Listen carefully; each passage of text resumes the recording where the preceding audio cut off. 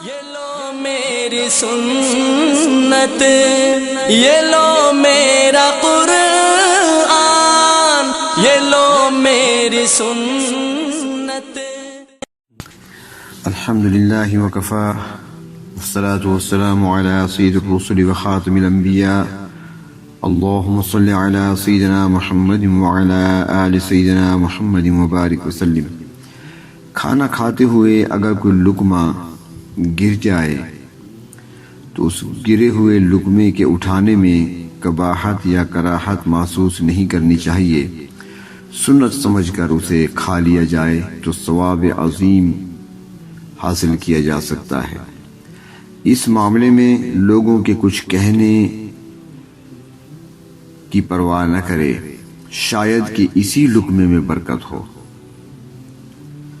مسلم شریف جلد 2 میں ہے، حضرت انس رضی اللہ تعالی عنہ نبی کریم صلی اللہ علیہ وسلم سے نقل فرماتے ہیں کہ آپ صلی اللہ علیہ وسلم نے ارشاد فرمایا، جب تم میں سے کسی کا لقمہ گر جائے تو اسے صاف کرے اور کھا لے، شیطان کے لیے نہ چھوڑے۔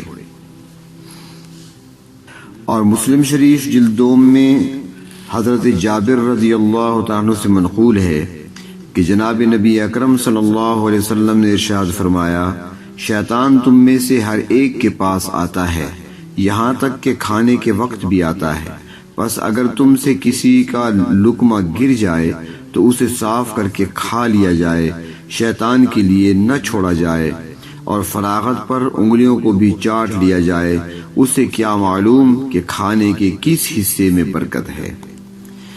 یعنی کھانے کے دوران کوئی لقمہ یا کھانے کے اجزاء اگر ادھر ادھر دسترخوان سے باہر گر جائیں تو اسے اٹھا کر کھا لینا مسنون ہے۔ اگر گرد وغیرہ لگ جائے تو اسے صاف کر کے یا دھو کر کھا لینا چاہیے، اس میں کراہت محسوس نہیں کرنی چاہیے، شاید کہ اسی کے اندر اللہ نے برکت رکھی ہو اور اسی کے اندر انسان کے لیے صحت اس کے اندر اللہ رب العزت نے رکھی ہو۔ احیاء العلوم جلد 2 میں ہے کہ جو دسترخوان یا برتن سے گرے ہوئے کھانے کے ٹکڑوں کو کھا لے گا وہ تنگ دستی سے محفوظ رہے گا۔ اسی طرح خطرناک امراض مثلا برس جذام سے محفوظ رہے گا، اس کی اولاد چالاک یعنی ہوشیار ہوگی، حماقت اور پاگل پن سے محفوظ رہے گی۔ اور ایک دوسری روایت میں اس طرح ہے کہ اس کی اولاد اچھی ہوگی اور غربت دور ہوگی۔ امام غزالی رحمۃ اللہ علیہ نے یہ بھی لکھا ہے کہ ایسا شخص وسعت رزق سے نوازا جائے گا، اس کی اولاد میں عافیت رہے گی، بیماریوں سے محفوظ رہے گی۔ حضرت عبداللہ بن ام حرام رضی اللہ تعالیٰ عنہ فرماتی ہیں کہ نبی کریم صلی اللہ علیہ وسلم نے ارشاد فرمایا، جو شخص دسترخوان پر گرے ہوئے ٹکڑوں کو تلاش کر کے کھائے گا اللہ رب العزت اس کی مغفرت فرما دے گا۔ دسترخوان کے ٹکڑوں کا کھانا تواضع ہے، انکساری ہے، عاجزی ہے، اور نہ کھانا یہ تکبر کی علامت ہے۔ مشکات شریف میں حدیث ہے کہ نبی کریم صلی اللہ علیہ وسلم نے ارشاد فرمایا کہ جو کسی برتن میں کھائے پھر اسے خوب صاف کرے تو برتن اسے دعا دیتا ہے کہ جس طرح اس نے مجھے شیطان سے آزاد کیا، اے اللہ آپ اسے جہنم سے آزاد کر دیجئے۔ تو معلوم ہوا کہ برتن ایک معصوم ہے اور اس کی دعا مقبول ہے، اور کام کتنا معمولی سا تھا لیکن اس میں برکات اور اس پر ثواب کتنا ہے۔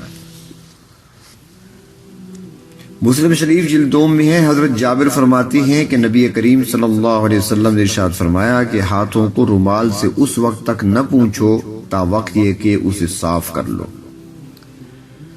حضرت ابن عباس رضی اللہ تعالیٰ عنہ فرماتے ہیں، ہاتھ اس وقت تک نہ پونچھے جب تک کہ چاٹ نہ لے، یعنی پہلے انگلیوں کو چاٹ لیا جائے، چاٹ لینے کے بعد اس کو پھر رومال سے یا ٹیشو وغیرہ سے پونچھا جا سکتا ہے۔ بخاری شریف جلد 2 میں ہے، حضرت جابر رضی اللہ تعالیٰ عنہ فرماتی ہیں کہ ہم لوگ نبی کریم صلی اللہ علیہ وسلم کے زمانہ میں کھانے کی یہ مقدار نہیں پاتے تھے، یعنی کہ پیٹ بھر کر کھانا نہیں ملتا تھا، بلکہ کم خوراک پاتے تھے، اور نہ ہمارے پاس رومال ہوتے تو شوربے کو ہتھیلیوں، بازوؤں اور پیروں پر مل لیتے، پھر نماز پڑھتے اور ہاتھ دھوتے نہیں تھے۔ یعنی کہ کھانے کے بعد حضرات صحابہ کرام رضی اللہ تعالیٰ عنہم ہاتھ کم دھوتے تھے، رومال یا تولیہ کا استعمال بطور رواج کے نہیں تھا۔ کھانے کے بعد بغیر ہاتھ دھوئے ایک ہاتھ کو دوسرے ہاتھ پر یا بازو پر یا پیر اور پنڈلی پر مل لیا کرتے تھے۔ تاہم ہاتھ پونچھنے کے لیے کپڑے اور رومال کا استعمال بھی درست ہے، آج کل ٹیشو ہے تو وہ بھی ٹھیک ہے، لیکن مستحب یہ ہے کہ چاٹنے کے بعد ہاتھ صاف کرے۔ حافظ ابن حجر عسقلانی رحمۃ اللہ علیہ نے لکھا ہے کہ ہاتھ کا چاٹنے کے بعد اس کی بو کو زائل کرنے کے لیے دھونا بہتر ہے۔ چنانچہ ابو داؤد شریف میں حدیث ہے کہ اگر کسی نے کھانے وغیرہ کی چکناہٹ وغیرہ کو دھو کر صاف نہ کیا اور کوئی تکلیف پہنچ گئی، مثلاً کسی جانور نے کاٹ لیا، تو اپنے سوا کسی پر ملامت نہ کرے۔ علماء نے لکھا ہے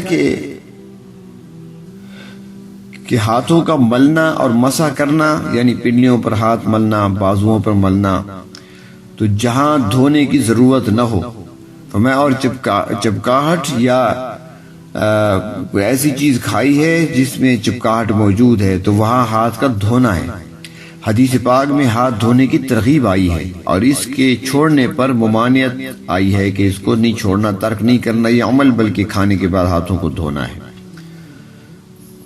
تو بہرحال ان احادیث سے معلوم ہوا کہ ہاتھوں کا ملنا اور دھونا دونوں سنت ہیں۔ اسی طرح کھانے کے بعد رومال یا کپڑے سے پونچھنا یہ بھی سنت ہے، لیکن یہ ضروری ہے کہ یہ سب کچھ چاٹنے کے بعد ہو، انگلیوں کو چاٹ لیا جائے۔ امام غزالی رحمۃ اللہ علیہ احیاء العلوم جلد 2 میں ہاتھ دھونے کی کیفیت کو بیان کرتے ہوئے فرماتے ہیں کہ صابن وغیرہ پہلے بائیں ہاتھ میں لے اور اب پہلے داہنے ہاتھ کی انگلیاں دھوئے اور ان پر صابن لگائے، پھر ہونٹ دھوئے، اس پر انگلیاں ملے، پھر منہ دھوئے، دانتوں کو اوپر نیچے سے اور تالو کو انگلی سے ملے، پھر ان انگلیوں کو صابن سے دھو ڈالے۔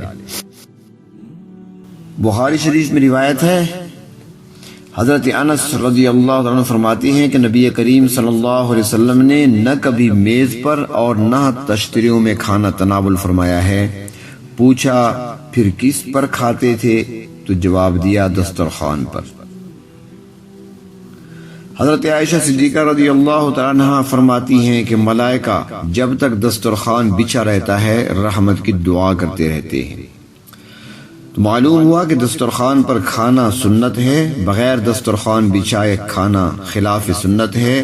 نیز آپ صلی اللہ علیہ وسلم کا دسترخوان چمڑے کا ہوتا تھا اور گول ہوتا تھا،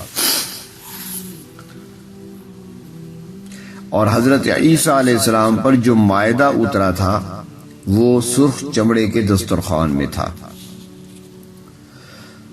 حضرت ابو ہریرہ رضی اللہ تعالیٰ عنہ سے روایت ہے کہ نبی اکرم صلی اللہ علیہ وسلم کی خدمت میں ایک شخص نے کھانا پیش کیا تو آپ صلی اللہ علیہ وسلم نے فرمایا کہ زمین یا چٹائی پر رکھو۔ حضرت انس رضی اللہ تعالیٰ عنہ فرماتی ہیں کہ نبی اکرم صلی اللہ علیہ وسلم نے میز پر کبھی کھانا تناول نہیں فرمایا۔ حضرت انس بن مالک فرماتی ہیں کہ آپ صلی اللہ علیہ وسلم کی عادت طیبہ یہ تھی کہ آپ سواریوں پر کسی کے پیچھے بیٹھ جاتے تھے، آپ صلی اللہ علیہ وسلم کے کھانے کا دسترخوان زمین پر رکھا جاتا، آپ صلی اللہ علیہ وسلم غلاموں کی دعوت قبول کر لیتے اور گدھے پر سوار ہو جاتے تھے۔ یعنی یہ آپ صلی اللہ علیہ وسلم کی متواضعانہ نشانی تھی اور خاص شان تھی۔ عبدیت کا تقاضا یہ ہے کہ ہر ادا سے تواضع اور انکساری کا اظہار ہو۔ حضرت براء بن عازب رضی اللہ تعالیٰ فرماتے ہیں کہ رسول اللہ صلی اللہ علیہ وسلم زمین پر کھانا کھاتے تھے، چوکی یا چارپائی پر کھانا سنت نہیں ہے۔ حدیث شریف میں خوان پر نہ کھانے کا ذکر ہے۔ خوان کی تشریح فرماتے ہیں کہ جو زمین پر پائے سے قائم ہو، جسے آج کل ہم میز کہہ سکتے ہیں، ٹیبل کہہ سکتے ہیں۔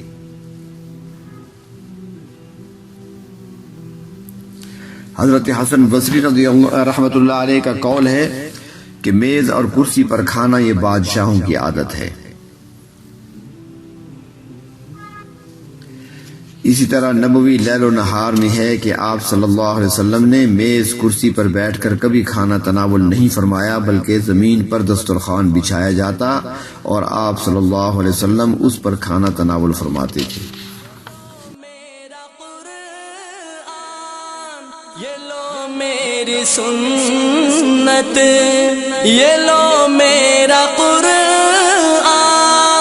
یہ لو میری سنت، یہ دکھلائے گی تم کو اب راہ جنت۔